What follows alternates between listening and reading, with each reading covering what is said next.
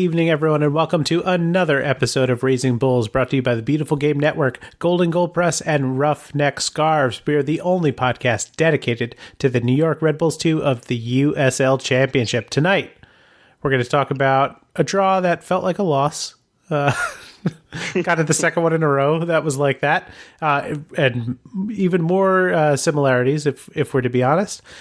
We've got an interview with Evan Villella to help us preview the match this Wednesday against Bethlehem Steel, or I guess tonight for those of you who are listening to this for the most part.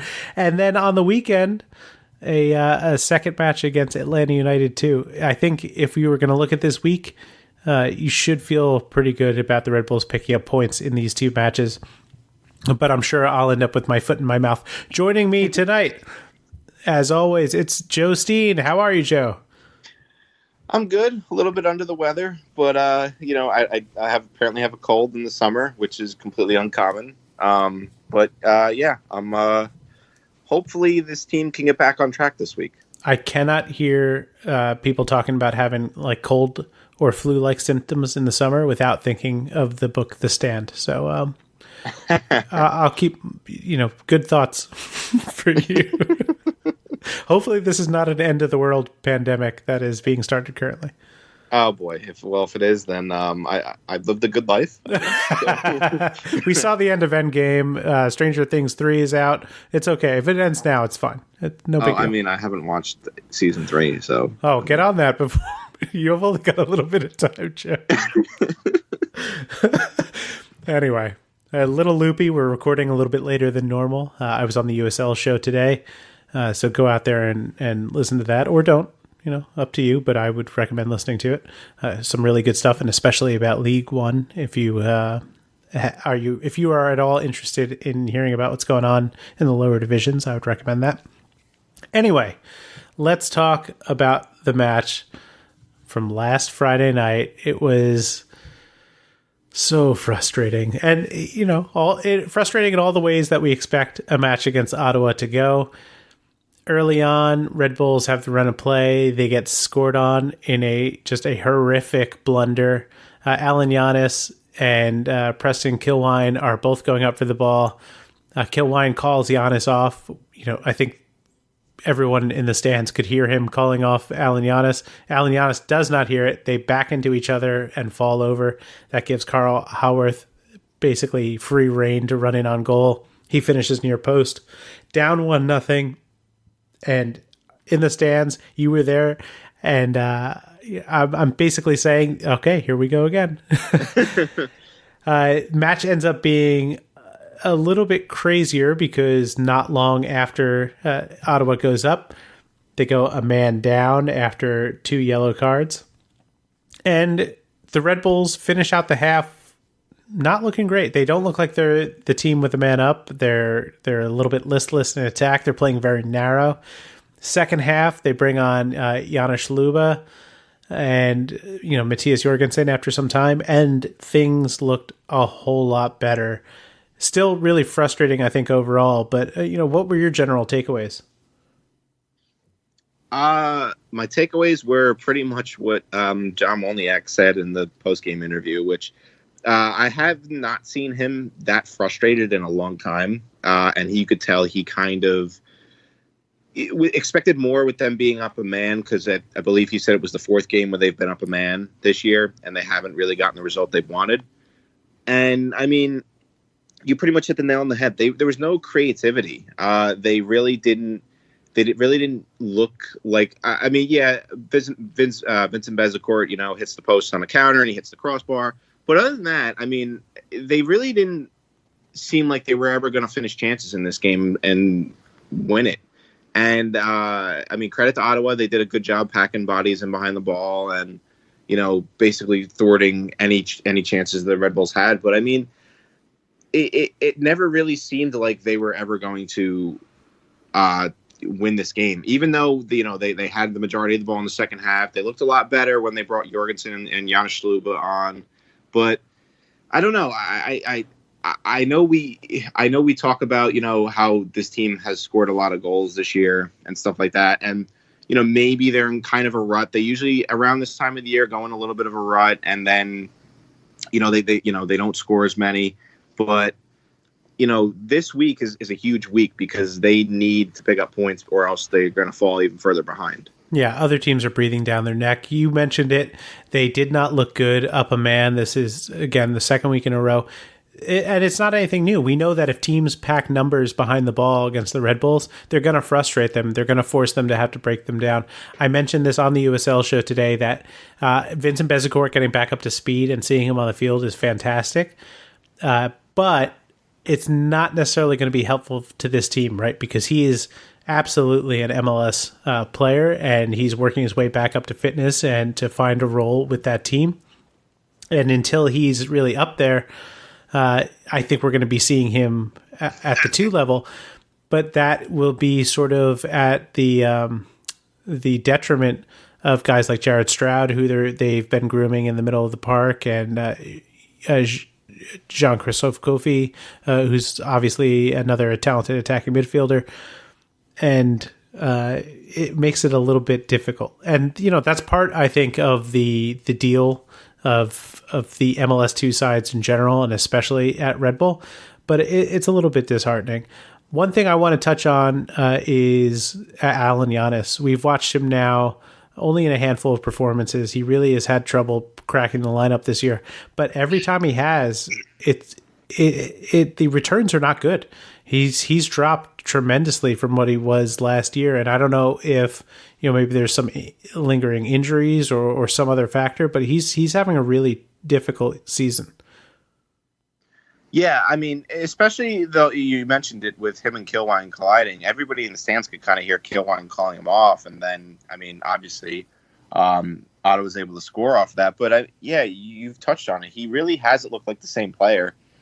He's been poor defensively. I mean, there were even times where when we were watching the game on Friday, where he was open on the left, and they were just leaving him open because they kind of knew that he's not been playing his best, or he hasn't been playing his best. And Ottawa just pretty much ignored him on the left a lot of the game. He's looked very tentative. He gave the ball away a lot in this game. I don't know. Maybe it is lingering injuries. But yeah, he has not looked like the same player that he was last year. Ottawa left him alone out there, and so did the Red Bulls. And I think, I don't remember if it was you or Eric Friedlander was sitting with us, but one of you mentioned like they got to get him out and bring Loba on to get a little bit more width. And yeah, absolutely. It was 100% the case. Once they did, it stretched Ottawa out a little bit, which eventually led to the goal that they did score. But just in general, they looked a lot more productive. Same thing with Sebastian Elney. We talked about him in the past about in terms of what we've seen from him on the wing has been a little bit more productive. This time out, it was almost like he was playing as a 2 up top with Matthias Jorgensen. And I think that brought the best out of both of those guys. But, just failed to pick up that goal. Kyle Zayats gets, what is that, his 4th of the season now? Yep, 4th. Unreal. he's the unsung hero of the first half of the season so far. Big goals when the team has needed it. And, I think his progression is probably the brightest spot for the team right now. Obviously, also, when you talk about the defense and Jordan Scarlett and the work that he's done this season and how much better he's looked this season is really great. But for Zayats to step into the team as an undersized player playing a very physical position in a demanding style that the Red Bulls play, he's been fantastic. So, we talk about man of the match, I'm giving mine to Kyle Zayats. I think I'm going to have to agree with that. It's been fun to watch him progress. He stepped in when Kofi had his injury, and he's really not relinquished that role. Like you mentioned, he's not afraid to be physical with players, even though he's undersized, and I think he's really come a long way. Yeah. Touching on some things moving forward, we know that Kofi will be back and available for selection this coming week. So that's going to be, I think, a boost for the team. Ben Mines is healthy and contributing, which also will, I think, help things. And Amarildo should be back up top. He's been practicing. He's been on the bench. So it's just another option to have. And I think just overall, with that really difficult Gold Cup stretch ending and, more players getting healthy, that things will equalize a little bit. But it's definitely been a rough couple of weeks, including the match that was canceled. And they were definitely on the wrong side of that one as heading into halftime. So, maybe better that one was called for them and they could shake that off. And, over the next couple of matches, we'll obviously talk about these in detail later on. You have games against Bethlehem, Atlanta 2, Memphis. Those are 3 matches they need to pick up maximum points in. Following that, they've got Tampa Bay, yes, at home, but still Tampa Bay, St. Louis, Hartford, and Pittsburgh over the next 4 after that. That's all difficult. Going on the road against Hartford maybe is probably the easiest one there. Or not maybe, it's definitely the easiest one there. But, the time is now. And if they want to keep that position like you were talking about, they really need to pick up the points. Tampa Bay gave them a window to kind of creep up on them a couple weeks ago, and since they really haven't been getting the job done. Indy 11 snuck in, took second place. North Carolina's breathing down their neck. Nashville and Louisville are both doing that. Even Ottawa. Had Ottawa won that game, it would have been disastrous for the standings for the Red Bulls. But, they definitely need to start picking up some points. And I think John touched on this after the match, that whatever they did this past week, it wasn't good enough, and they're going to fix it. So that's definitely encouraging to hear. Mm-hmm. Any other thoughts before we head out into the break? I think Preston Kilwine's also coming along very well. I thought he, except for the mistake with him and Giannis colliding, I thought he had a pretty good match as well. Yeah. He does a really nice job commanding the air. I brought it up before where I like that he's willing to try to break down the lines with his passing. It's not always coming off for him, but he's also not getting discouraged, which I appreciate. So there's definitely some good stuff there. Okay. We're lightning fast for a segment.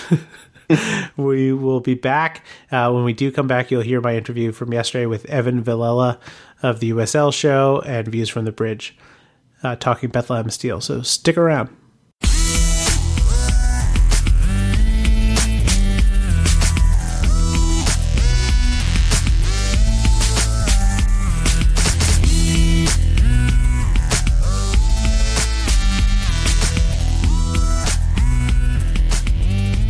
And we're back. We're joined now by a very special guest. He's going to help us preview this match against Bethlehem Steel. I feel like maybe not every time they play Steel, but certainly a good number of those times we get Evan Villella, host of the USL show. You can see his work at Views from the Bridge. Evan, thank you so much for joining us.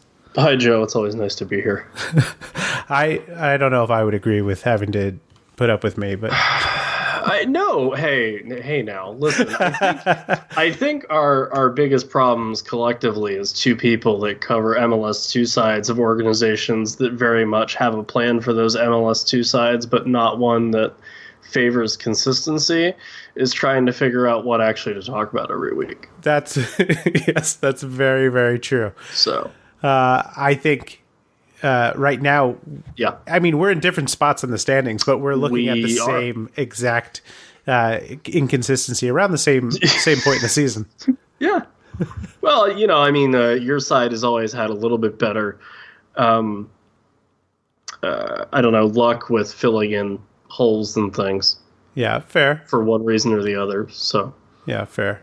I think for a little while there, things were going pretty smoothly. You had good wins over St. Louis, who I thought started the season really well, but has obviously dropped off. But 3 losses in the last 5 matches. What's been the particular issue with you guys? I know for us, the first team was decimated by the Gold Cup, so a lot of those players were missing. Same thing with your side. Man, not so much as far as the Gold Cup went. I mean, for the Union, like Dre was out, and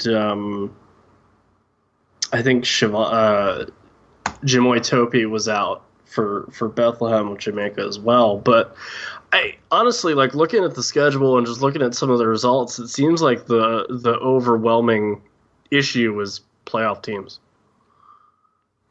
Which is weird. I mean, and like 19 points from 18 games, I think, is what it comes down to for Steele, which is not a great clip. And yeah, I mean, like you're saying, so it was, in March, early April, it's a 2-2 draw against Pittsburgh. It's a 4-3 win against Swope Park. It's a 3-1 win against Charleston. And then there's just some goofy, it's like 3-3 against Loudoun, 2-1 loss to Charlotte when they weren't making any noise, like draw Louisville, and then last match against Red Bull 2, you guys smacked us 4-0 and then lose 4-1 to Nashville.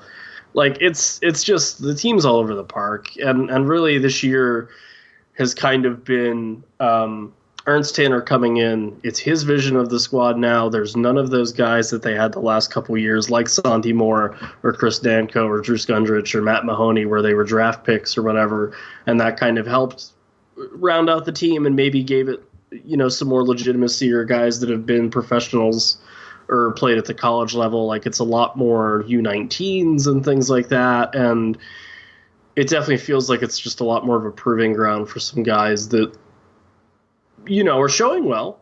But it's not conducive to getting results, I suppose. Yeah, I think we have absolutely seen that in stretches with the Red Bulls too, because you have those guys who could be, strong USL type players who stick around for the long haul, but because of the vision of looking to get them through that system in sort of a timely manner, and then up to MLS level, it kind of leaves you in sort of it can end up as a mediocre season at times, and especially against teams that aren't necessarily playing to be promoted a la FC Cincinnati, but that are able to put together really strong teams that have a lot of those players that make an impact at the USL level. Right. So what's the storyline heading into this match for you guys? Oh, man. You got to score. It's such a bizarre, like, these last couple of matches, I don't even know how much you can take away from, because obviously, like, shutout against Red Bull, got 1 against Nashville, and then 3 against St. Louis, 1 against Tampa, 3 against Hartford, nothing against Pittsburgh. So I just, like, and I mean, James Chambers had himself quite the month of June. Like, he played very well. I think we've seen flashes of why the organization's so excited with Ferris. I think Benefemu is still a really solid center back. Shivani Wills is right up there. Like, Issa Rayon's played well. Zach Zandy's looked good. Michi's looked good. Walter Cortez kind of came into his own a little bit. I just think they need to take the second half and just sort of figure out their identity, which is admittedly really difficult to do, especially with the rotation and all those things. And you saw Matt Real and Anthony Fontana play like 5 minutes for the first team last weekend, and they made an immediate impact. So, like, stuff like that's kind of interesting and intriguing when it comes to the USL side. But really just, and I've always said, like, winning is a huge part of development as well as minutes. Yeah. And I think that's kind of getting lost in the shuffle a little bit. So just, I'm not saying that this team has to make the playoffs or anything, but just show a little more, have a little more fight maybe at sometimes, and at least be a team that other teams aren't like, oh, easy enough, when you go to play them. Well, I'll tell you what. So when I look at Steele and I look at the results, and it's specifically in the teams that you guys had your last 3 losses against, those are the teams that tend to pack numbers back and really kind of, look for opportunities on the break, get in behind, but keep things really compact, especially Nashville and Pittsburgh. Yeah. So a lot of the issues that you guys are experiencing are things that the Red Bulls experience too, because when teams sit back against them and they have to break them down, they can really, bang their head against the wall. The last two games that we played against Ottawa and Charleston, they're up a man for a huge part of that match, and they look like they are not, and that is definitely problematic. Mm-hmm. So, I think, at times with the way that both these teams play, and it's true at the MLS level too, they want to get those transition moments. They're very good at sort of, spreading out defenses and finding runners underneath at times. But you can negate that a little bit if you force them to try to pass through you. Yeah, and it is funny that it is, and I mean, I guess, neither of us are surprised that it's a thing at the organizational level, because you just play the way that you play, and if it works, it's great. If it doesn't, it sucks. But it is just really funny, like, the amount of hot and cold that both these teams are capable of, because, like, on their day, New York Red Bull 2 are a wonderful reminder of why they've won the USL Championship before. And not on their day, New York Red Bull 2 and Bethlehem are in this group as well, are a wonderful reminder of why people want MLS 2 teams to be shot into the sun. So, it's high risk, high reward for both organizations. Yeah, absolutely.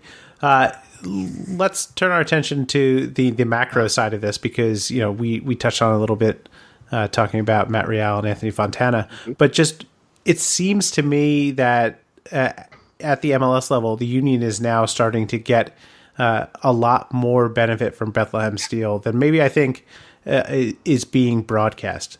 I think that a lot of these depth players are becoming invaluable assets, and the Union, their record shows why it's important to have those types of guys on the team. Yeah, it's still weird to me that the Union are like good in July, right? And so if you look at it, like, the second goal the Union got against Orlando City, like, at the death, it was Anthony Fontana feeding Matt Real, who almost actually found it to Fontana again, but Kasper Schmilka with some striker theft, and he put the ball in the net. Right. And it was pointed out, all three of those guys opening day this season played for Bethlehem Steel, which is terrifying to me. Yeah. It's like, that was this year. That was not last year, and so, yeah, I mean, USL, and we've seen it, obviously, Red Bull have done the same thing with guys like, Tyler Adams, whoever that is. I don't know. Or, Alex Mule or Ben Mines, or, there's guys in both these organizations, or with the Union, Austin Trusty, Mark McKenzie, Matt Real, Anthony Fontana, Brendan Aronson showed way more than anyone was expecting him to. Corey Burke, you got to talk about Corey Burke. Corey Burke. Well, I mean, I know he's sort of in a weird netherworld right now, but he's not welcome back in the country at present. So that's why I didn't really think about it. But Corey Burke, Sergio Santos has a game. So it's both teams are using their USL sides and their two sides to get people ready for MLS. And while I think that both of us kind of agree that the shelf life of which they move through guys can be a little harsh, it has its purpose, and we're seeing that in both organizations. But yeah, with the Union, I mean, it's Matt Real, obviously Austin Trusty, Jack Elliott was a Steel guy. Like, pretty much everyone on the Union roster that's not Harris Medunian and Alejandro Bedoya, Andre Blake, or Kai Wagner were like Steel guys. Yeah, and I think if you look at the team, maybe not totally across the league, but a lot of the teams that are doing well, or like starting to turn around dry spells, have some amount of USL representation. So I think that is really awesome, and it's nice to see. Well, and I mean, FC Dallas is another great example of that. Getting into, because they've always had a really great academy, and then they get into the game with North Texas, with Ronaldo Damas, who's lighting up League One right now. You see, DC United has a USL Championship side, so clearly they think something about it. There's a couple whispers going around that Chicago Fire are going to look at affiliating with Indy 11. Like, it's very interesting to me, the amount of MLS teams that are now kind of going, yeah, we should do that. Yeah, I think for me, the moment where I realized, I already knew how important USL was for the Red Bulls, but in terms of MLS teams recognizing the importance of USL, the moment for me that really hit its peak was listening to Patrick Vieira after the Red Bulls had just beaten NYCFC, and he was going on and on about how there's no path for their young players to get that time, and it was just a great moment. Yeah. For a variety of reasons, I imagine. Of course. Do you want to try to make a prediction about what we're going to see in this match? 10-5 Red Bull 2 would be crazy, but not unexpected. I don't think they're going to score that many. We'll see. You and I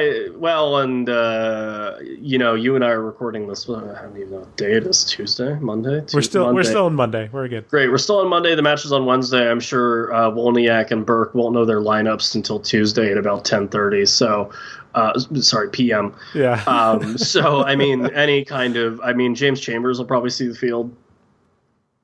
Benefemu will probably get on. That's about all I got. Yeah. I have some idea about what the lineup will look like, but up top is always a real guess for us.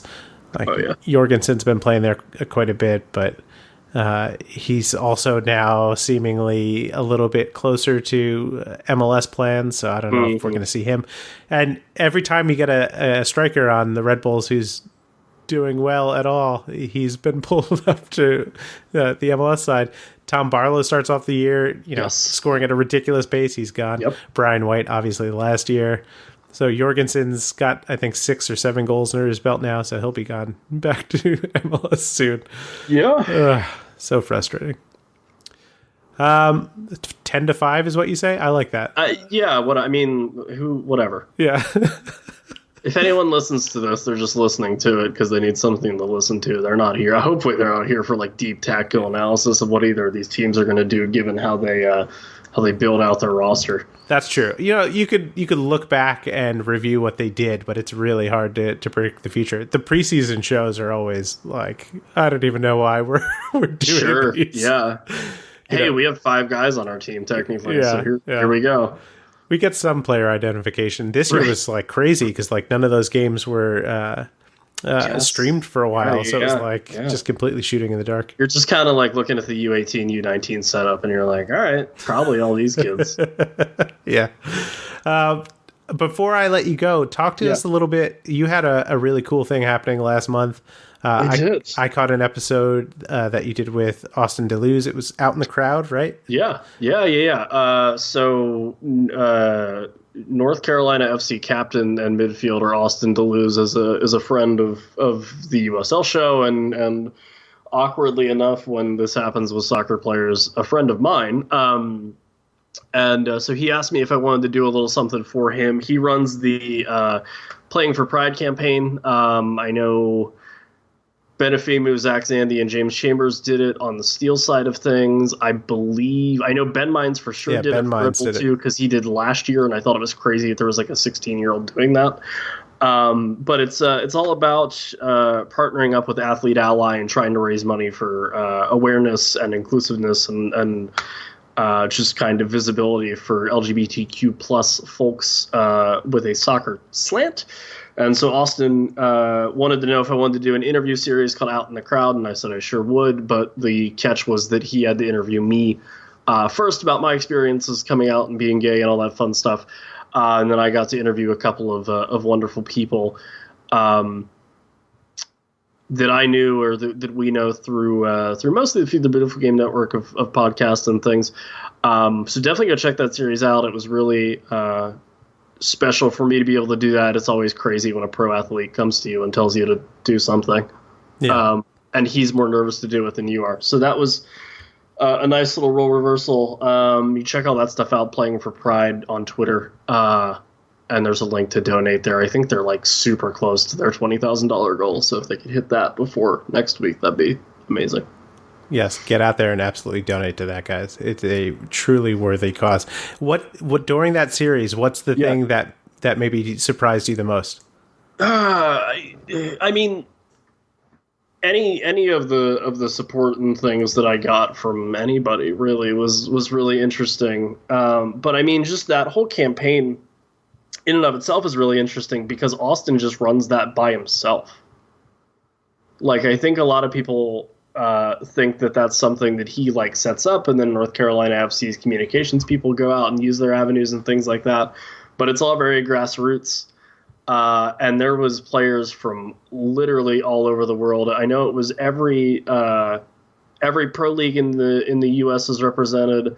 The NPSL was represented. There was a bunch of U.S. women's national team players that were involved. So just the scope of everything and all that, especially when it's only one guy, is really cool. And just to be able to play a small part in that by interviewing some people and getting to talk about how soccer being an accepting community has really helped some people through some tough times was really, I'm a lucky boy to be able to do that for sure. That is really, really awesome. I'm glad that you were able to do that. And a great story. I love Austin from the time that he was drafted with the Red Bulls. I thought he and Tony Tchani were going to have a long career at New York, and that evaporated. He is definitely one of the good ones. I mean, the USL is a league full of very, very kind soccer players, but Austin for sure is definitely someone that will certainly take the time out of his day to talk to you, regardless of where or when that is. So very happy to be able to do that for him, and it was very much a genuine ask on his part, which is always nice. Yes, indeed. That is great. Evan, I'm going to let you go now. Thank you so much for coming on. I really appreciate it. Anytime, Joe. Anytime.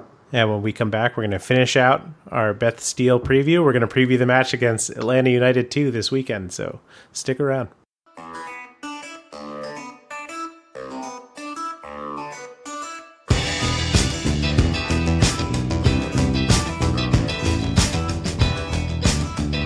And we're back with our final segment. We've got 2 matches to preview this week. Tonight's match or tomorrow's match. If you listen to this tonight, good on you, but most likely it's tomorrow. Against Bethlehem Steel. Bethlehem came into MSU Soccer Park a couple of weeks ago and left worse for the wear. They lost 4-0. They did not look like they were in the match at all. They've been a little bit inconsistent. Overall, they're 5-9-4 on the season. Away, they're 3-3-1. At home, they're 2-6-3. Figure that out, if you will. So somehow they are they're an easier team to beat at home than they are on the road. It doesn't make any sense, but here we are. Their players are fantastic. I think they've got a lot of really good pieces in there, but not necessarily consistent, which we've seen as well with the New York Red Bulls too. Who's going to be playing in this match? We have no idea. Mumbagna, he's got 5 goals and 14 appearances for them right now. Obviously, we're not going to be seeing Kasper Špilko. Michi Galina may or may not play. It's definitely tough to get a good idea of who's going to be out there. But, I think this is a team that over the last couple of years, the Red Bulls have definitely struggled against.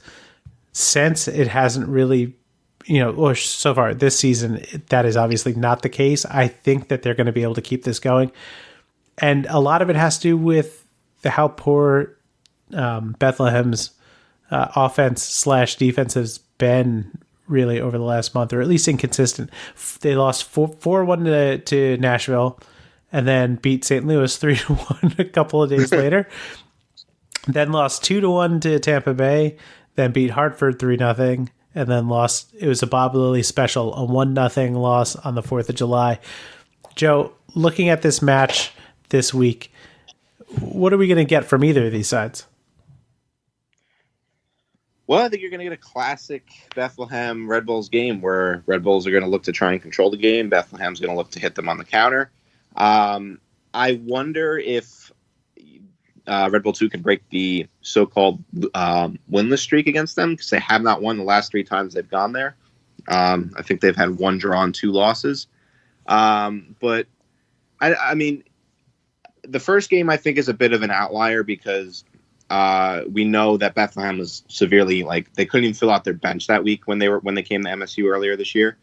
So, I mean, the thing is, I would lean towards Red Bull 2 taking this, but they've kind of, the way they've been playing of late, I mean, they haven't been playing that well. I mean, I know Bethlehem, except for the win against St. Louis, they really haven't been playing that well at home, and they've conceded a lot of goals this year. I don't think their backline's necessarily as good as it's been in years past, but the Red Bulls are going to have to, they can't go into this game and think that this team isn't, what they have been in years past, because they're still a threat on the counter. And as we've seen, that's what teams kind of thrive off of with Red Bulls too. And that's how most teams get their goals. Yeah. I want to see the Red Bulls come out in this match. I want to see them play a 4-4-2 with Kofi and Lima in the middle, just to give them a little bit more control and possession. See Stroud out wide, and then up top, because it's midweek and because we're not really sure what's happening with Jorgensen yet, the first team is bringing 3 forwards with them to Atlanta, and I'm not really sure, or they brought 3 forwards with them to Atlanta, and I'm not really sure what the deal is with that, but I can't imagine that's going to continue. So I would expect that Matthias would be with this team, but I'm not 100% sure. And if he's not, I want to see a tandem forward of Elney and Amarildo and see what those guys can do. Yeah, I mean, it should be, I mean, like you mentioned with the first team bringing 3 forwards, I can't see them doing that again and keeping 3 forwards. So I'm either hoping Matthias and Elney, or Matthias and Amarildo, like you said. So, yeah, I mean, I like to see maybe Stroud. I think Ben Mines has kind of earned a start, and I definitely think Lima and Zayat should be in the midfield, and then I think you give Janos to start, and you pretty much keep the back line outside of replacing Janos the same. But yeah, they have to come out right away, pretty much establish themselves, get a goal early. I think they'll maybe put Bethlehem. They'll kind of put Bethlehem off. That's what they did last time, and they were able to see out an easy win. Fair, very fair. Let's get a prediction from you then. What's the score going to be? Boy, I've been bad at this prediction stuff this year. So, I'm going to say a 2-1 Red Bulls 2 win. I think that's very fair. I'm going to agree with you. It's a 2-1 win for the Red Bulls. Beth Steele there's something that isn't quite clicking. It doesn't mean they're not bringing along a lot of good players, but I don't see them getting a result in this one. But who knows? You can never tell with this league. The other match this week, Atlanta United 2. The Red Bulls did beat them a couple weeks ago. And soundly, with a team that was mostly made up of academy players. It was kind of a crazy match. Atlanta United 2 is 3-9-4 on the season. 2 of those wins came at home and 1 on the road, 1-3-4 away from home. They have lost 4 in a row and are 0-4-1 in their last 5 matches. Their losses in that group, it starts with that 3-1 loss to the Red Bulls that I mentioned earlier, 5-0 against Pittsburgh, 1-0 against Indy, 2-1 against Loudoun. Rounding that out. Oh, wait, I said it started with that, but it actually, in that 5-game span, there was a 1-1 draw with Charleston at the top of that. We know everything that we're going to know about Atlanta. They have a talented team. One thing that I wonder about heading into this match, the senior team, Atlanta United, is now, they're playing midweek for the U.S. Open Cup. They're playing again on the weekend, I think. I could be wrong about that. But it's been just a grind for them. And guys like Brandon Vasquez are playing a part with the senior team. And I wonder how often we're going to see that continue. Romario Williams is gone. He's not with Atlanta anymore. He has moved on to Columbus. Brandon Vasquez is with the first team. So who's going to be getting it done up top for them? it's a very good question. John Gallagher, I don't expect a ton from. He's still a young guy. He's done well, but I don't think that he's really in the same conversation with guys like Romario Williams or Brandon Vasquez. So attacking wise, I think they're going to struggle. And we know what the Red Bulls can do against a team like Atlanta United when they try to come out and attack. And if you can rotate this team well, I think this should be easy points at home. What are your thoughts, Joe? I think we're going to see something similar to the game last year at Montclair State, where they basically just have their way with them. I don't think Atlanta's kind of on par with Red Bull 2 right now. Atlanta 2's on par with them. I think this if they get a result in Bethlehem tomorrow or today, if you're listening, I think that they will be hungry and they will come out and get an easy result against Atlanta, much like they did earlier in the season and much like they did last year. Yeah, that's very fair. What? Oh man, they really whooped on them. What was it? 6-1. 6-1. Jesus. I don't know if we're going to see that level of domination.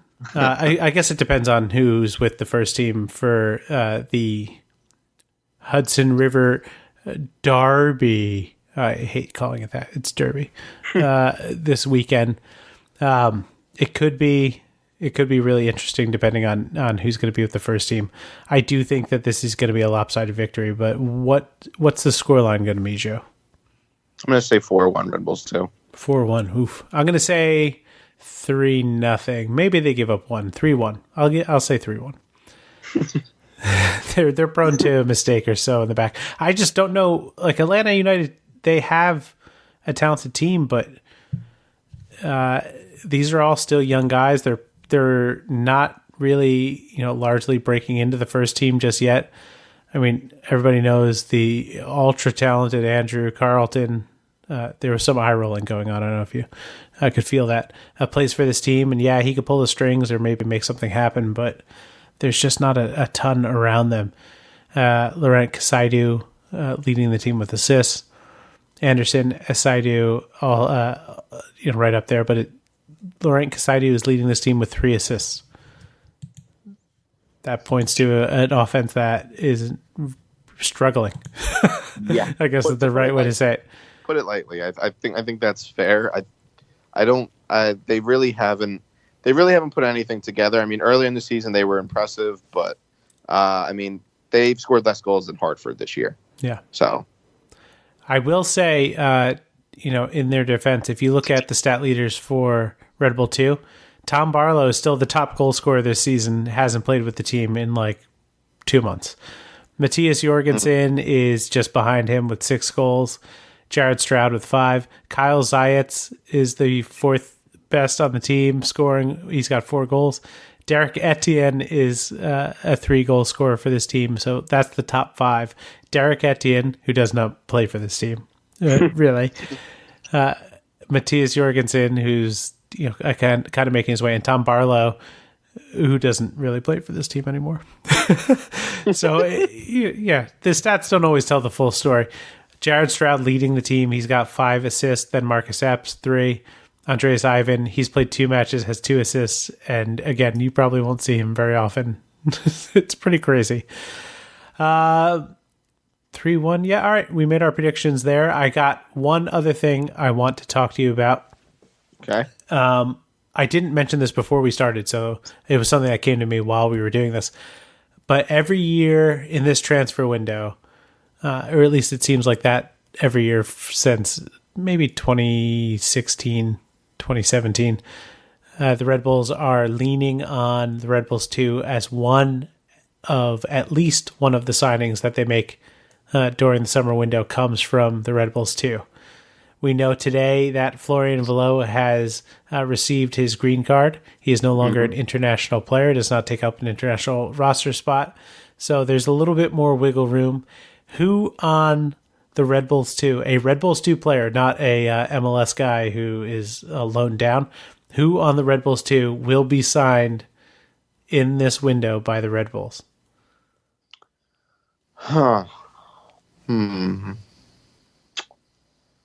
I'm gonna say Reese Buckmaster for outside back. They need help. They need more depth on the outside. Well, that brings up something that I also want to talk about, which is outside back help. There are some very, very light whispers, and I have been unable to get any confirmation on this, but Edgardo Rito might be one of those guys. I did forget about Edgardo.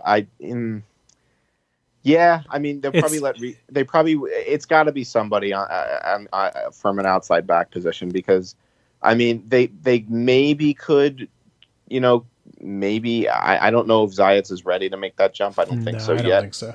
But I know they need help because no one's really replaced Tyler Adams this year. Caceres has done an okay job, but I don't think he was ready yet. And I mean, I don't think there's anyone from the 2 team, but they definitely need help on the outside back, because if, God forbid, Kamar or Marullo, something happens to them, they need help. Yeah, I agree. And I'll give Reese more of an edge than Edgardo, even though we know that international player spot is open, because it's a lot easier to stomach that an international spot is taken up by, an international spot is taken up by a starter, is where I was going with that, than a depth player. So give Reese the edge there. Although I'm not sure that we're going to see either of those guys in MLS this season, which is fun to think about. And yeah, across the rest of the team, other guys that I think might be able to do it.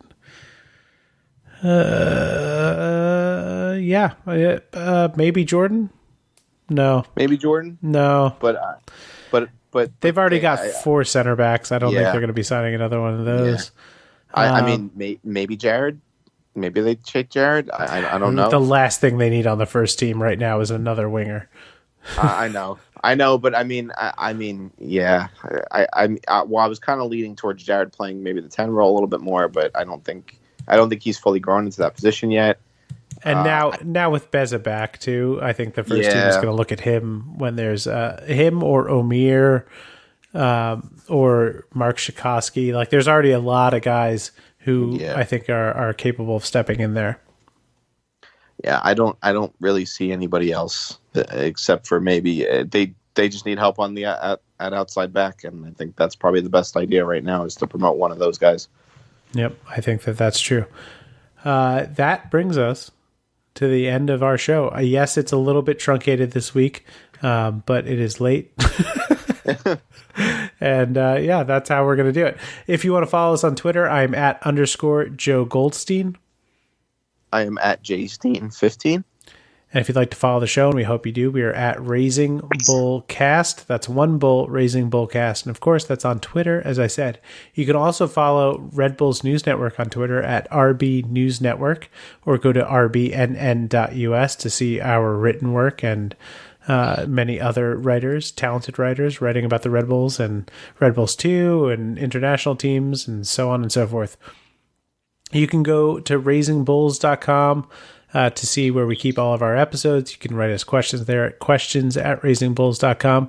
You can find us at facebook.com/raisingbulls. We're on iTunes, Stitcher, Google Play, Spotify, wherever you get your podcast. Find us, rate us, review us. It does help people. And of course, if we're not on the service of your choice, let us know and we'll figure out how to get there. We're brought to you by the Beautiful Game Network at bgn.fm, covering MLS, USL, Premier League, and NWSL with a ton of great podcasts and written work. I always read off just the USL podcast, but I think I should also mention League One Fun, which covers the USL League One. The hosts are tremendously well-versed in statistical knowledge of the League One players and teams, so I highly recommend giving that a check. And of course, the USL show had me on today, so I'll give them a shout. Backyard Footy, The Last Line, Bethlehem Blast Furnace, Birmingham Backline, Backchat, Seriously Loco, Foxtrot Pod, and so much more. They're at bgn.fm. That's the Beautiful Game Network at bgn.fm. I'd like to thank our sponsor, Golden Goal Press, the best choice for you to get custom shirts, hats, mugs, and other items for just yourself or your organization. Check out their amazing products at a fraction of the price of other places at goldengoalpress.com. And of course, I'd like to thank our sponsor, Roughneck Scarves, the official scarf supplier of MLS, USL, and US Soccer. Get custom scarves for your group or team at roughneckscarves.com. For myself, Mr. Joe Steen, and for Evan Villella, thank you so much, and have a great night.